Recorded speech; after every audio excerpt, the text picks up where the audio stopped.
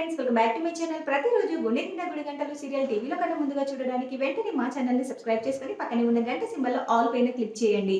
అప్పుడే నేను పోస్ట్ చేసే వీడియోస్ మీరు మిస్ కాకుండా నోటిఫికేషన్ ద్వారా చూడగలరు. ఇక సీరియల్లోకి వెళ్తే గుండె నిండా గుడి గంటలు సీరియల్లో గుణతో మాట్లాడుతూ గుణతో బాలు మీనలకు ఆపోజిట్ గా ప్లాన్ చేస్తూ శివ ద్వారా అడ్డంగా దొరికిపోతుంది రోహిణి. మరి రోహిణి బండారాన్ని శివ బాలు మీనలకి అప్పగిస్తే బాలు ఏం చేయబోతున్నాడు, రోహిణికి ఏ విధంగా బుద్ధి చెప్పబోతున్నాడు, మరి రోహిణి గుట్టు బయటపడిపోతుందా, మరి అసలు ఏం జరగబోతుంది అనేది తెలియాలంటే ఈ వీడియోని చివరి వరకు స్కిప్ చేయకుండా చూడండి. అప్పుడే మీకు క్లియర్ గా అర్థమవుతుంది. అలాగే ఈ వీడియోని ఇప్పటి వరకు లైక్ చేయని వాళ్ళు ఇప్పుడే లైక్ చేసేయండి. ఇక సీరియల్లోకి వెళ్తే బాలు మీనాలని ఎలాగైనా దెబ్బతీయాలి అనుకుంటుంది. ఆ ఇంట్లో తనకి అన్ని సమస్యలు బాలు మీనాల వల్లే అని చాలా గట్టిగా నమ్ముతుంది రోహిణి. అయితే బాలు మీనా అలాంటి వాళ్ళు కాదే, చాలా మంచి వాళ్ళు అంటూ తన ఫ్రెండ్ విద్య చెప్తున్నా కూడా వినకుండా నువ్వు నాకు స్నేహితురాలువా, వాళ్ళక అయినా నీకేంటి ఎప్పుడు చూసినా వాళ్ళ భజన చేస్తున్నావు, ఏంటి ఏంటి సంగతి అంటూ అనగానే అయ్యే బాబోయ్, నాకు వాళ్ళకి ఏం సంబంధం లేదే బాబు, వాళ్ళిద్దరిది చూడ చక్కనైన జంట, వాళ్ళిద్దరూ ఎవరికైనా హెల్ప్ చేయాలని చూస్తారు తప్ప వాళ్ళు ఎవరికి నష్టం చేయాలని చూడరు. ఒక్కసారి నువ్వు ఆ విషయాలన్నీ నీకు సంబంధించిన అవన్నీ చెప్పి నువ్వు వాళ్ళని హెల్ప్ అడిగితే వాళ్ళు తప్పకుండా నీకు సహాయం చేస్తారు. అది కాకుండా నువ్వు వాళ్ళ దగ్గర పొగరుబోతుగా నటిస్తూ పొగరుబోతనం చూపిస్తూ నువ్వు అన్ని అబద్ధాలు మోసాలు చేస్తూ పోతే నీ బండారం ఎప్పుడు కనుక్కోవాలో, ఎప్పుడు అందరి ముందు నీ బండారం బయట పెట్టాలని చూస్తారు. నిజానికి శివ కూడా చాలా తప్పులు చేశాడు. వాళ్ళ అమ్మ గురించి ఎంతగా మీ అత్తయ్య గారి గురించి, మీ అత్తయ్య గారి దగ్గర ఎన్ని తప్పులు చేశాడు, అవన్నీ తెలిస్తే ఆ ఇంట్లో తన పరువు పోతుంది, తన భార్యకు విలువ ఇవ్వరు అని తను ఎంతగా చేశాడు. అదే నువ్వు వాళ్ళతో మంచిగా ఉండి మంచిగా మాట్లాడుతూ నీకు సంబంధించిన సమస్యలన్నీ వాళ్ళతో చెప్పుకుంటే అసలు బాలు మీనా నీకు చాలా సపోర్టివ్గా ఉంటారు. నీ బండారం బయటపడుతుంది అన్న భయం కూడా నీకు అక్కర్లేదు. నా మాట విని నువ్వు చేసిన తప్పులన్నీ ఒప్పుకోవే అనగానే ఏంటి ఒప్పుకునేది, ఎప్పుడెప్పుడు నా బండారం బయట పెట్టాలా, నా పొగరు అంచాలా అని చూస్తున్నాడు. అయినా వాళ్ళ గురించి నీకు తెలియదు. ఇంట్లో ఉండి రోజు నేను చూస్తున్నాను. వాడు అనే మాటలు ఎలా ఉంటాయో తెలుసా? అసలు ఈ భార్యాభర్తలు ఇద్దరు ఎవరు ఒకరు తగ్గకుండా ఎప్పుడు అవకాశం వస్తే అప్పుడు నన్ను నా భర్తని ఆడిపోసుకుంటూ ఉంటారు. గుడి ముందు అడుక్కుంటాడని, ఆ లక్షలు లక్షలకి మింగేశాడని చెప్పేసి నా భర్తని నన్ను చాలా మాటలు అంటారు. ఇక నిన్న మొన్నటి వరకు మీనా నోరు మూసుకొని ఉండేది, కానీ ఇప్పుడు మీనా కూడా నోరెత్తుతుంది. ఎందుకంటే తను కూడా సంపాదిస్తుంది కదా, ఆ పొగరు చూపిస్తుంది అనగానే అది పొగరు కాదే, ఆత్మవిశ్వాసం అనగానే నువ్వు నోరు మీయవే, అయినా వచ్చిన పని చూసుకొని వెళ్దాం పద అని చెప్పేసి తననైతే తీసుకొని వెళ్తుంది. అయితే గుణ అక్కడ గుడి దగ్గర సీసీటీవీ ఫుటేజ్ తీసుకురావాలని వెళ్తాడు. అయితే ఆ సీసీటీవీ ఫుటేజ్ వీడికెందుకు, అసలు ఏం జరుగుతుంది, అసలు బావ వాళ్ళ అన్న డబ్బులు కొట్టేసింది వేరెవరు కదా. ఒకవేళ సీసీటీవీ గురించి ఎంక్వైరీ చేయాలంటే బావను లేక వాళ్ళ ఫ్యామిలీ మెంబర్స్ ఎంక్వైరీ చేయాలి.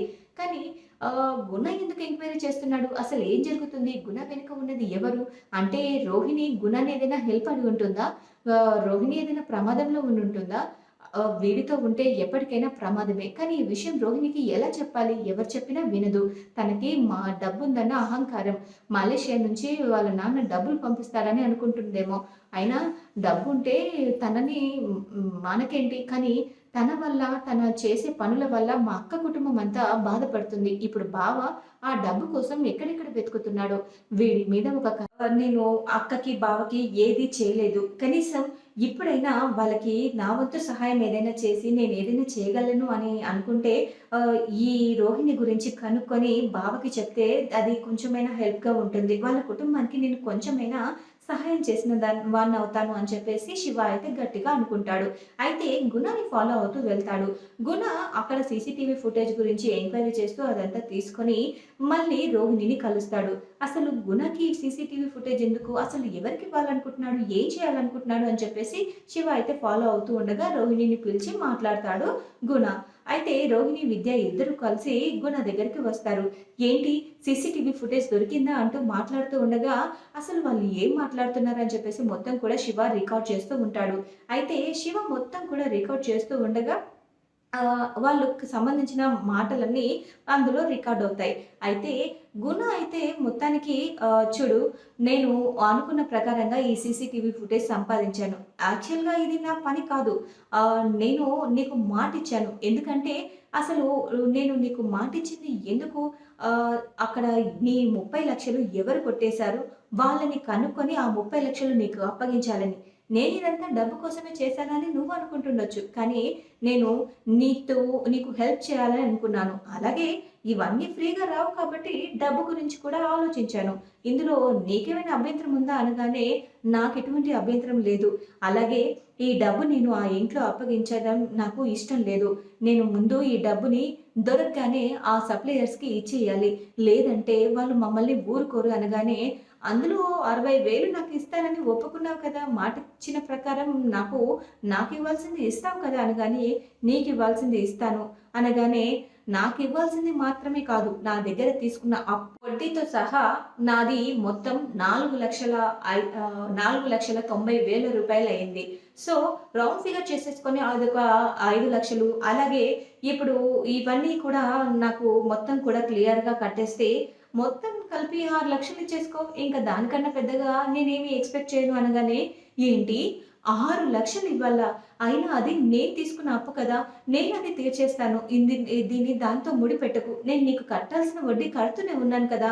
అయినా నువ్వు అసలు ఆ శివ గురించి మా అత్తయ్య డబ్బులు శివని ఎత్తుకెళ్ళాడన్న వీడియో చూపిస్తే నాకు కొంచెమైనా వేవింగ్ ఇస్తానని చెప్పావు కదా! మళ్ళీ ఇప్పుడేంటి ఇలా మాట్లాడుతున్నావు గుణ?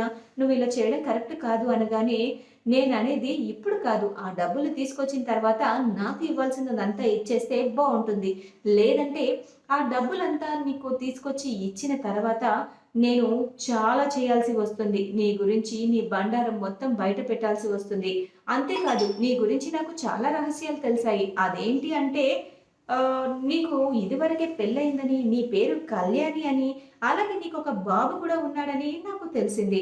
అసలు వాళ్ళిద్దరిని ఎక్కడ పెట్టావో కూడా నాకు తెలిసింది. ఇదంతా నాకెలా తెలిసిందనుకుంటున్నావా? ఇన్ని రోజులు నిన్ను బ్లాక్‌మెయిల్ చేశాడు కదా! వాడిని కొట్టమని నాతో ఎలా చెప్పావో వాడే చెప్పాడు అనగానే, ఏంటి? వాడు నీకంతా చెప్పేసాడా? అసలు నీకు ఇది న్యాయంగా అనిపిస్తుందా? అనగానే, నీకు న్యాయంగా అనిపిస్తుందా? అసలు పెళ్ళయ్యి ఒక కొడుకు ఉండి, నాకు తల్లి లేదు, తండ్రి మాత్రమే ఉన్నాడు. తండ్రి మలేషియాలో బోలెడన్ని ఆస్తులు సంపాదించాడు అని వాళ్ళతో అబద్ధం చెప్పి నీ సంసారాన్ని నిలబెట్టుకున్నావు. ఆ సంసారాన్ని నిలబెట్టుకోవడానికి వాడెవడో బ్లాక్‌మెయిల్ చేస్తున్నాడని లక్షలకు లక్షలు నా దగ్గర అప్పు అయితే చేశావు. ఇప్పుడు ఆ అప్పు తీర్చమంటే నీకెందుకు అంత కష్టంగా ఉంది? అయినా ఈరోజు కాకపోతే రేపైనా నా అప్పు తీర్చాల్సిందే కదా! అంత డబ్బు కళ్ళ ముందు పెట్టుకొని కాదంటే నేను మాత్రం ఎలా ఊరుకుంటాను చెప్పు? కాబట్టి నువ్వు నేను చెప్పినట్టు చేయాల్సిందే. ఆ డబ్బు తీసుకొచ్చే బాధ్యత నాది. నా అప్పు అప్పుడే తీర్చాల్సిన బాధ్యత నీది. అంతేకాదు ఆ డబ్బు పట్టుకున్న తర్వాత నేను అందులోంచి నాకు రావాల్సింది రాబట్టుకొని మిగతాది నీ చేతికిస్తాను అని చెప్పేసి అనగానే, ఇక నాకెందుకో డౌట్‌గా ఉందే. ఈ గుణగాడు ఏదో ప్లాన్ చేస్తున్నాడు.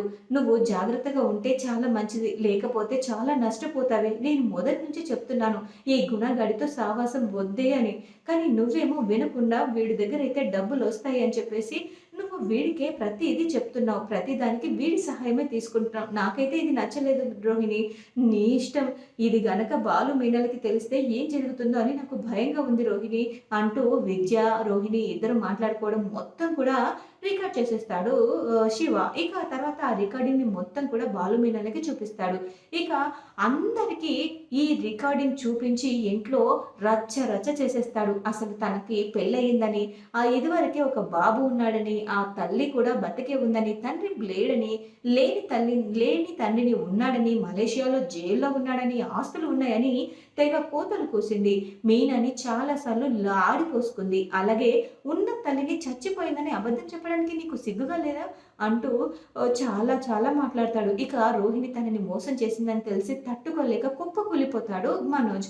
ఇక పెళ్లయిందని ఒక కొడుకు ఉన్నాడని తెలిసి అసలు ఇలాంటి దాన్ని నాకు పెద్ద కోడలుగా చేసుకున్నానా నా ఇంటికి అని చెప్పేసి అసలు చాలా తల మోపులుగా ఫీల్ అయ్యి చాలా కొట్టేస్తుంది.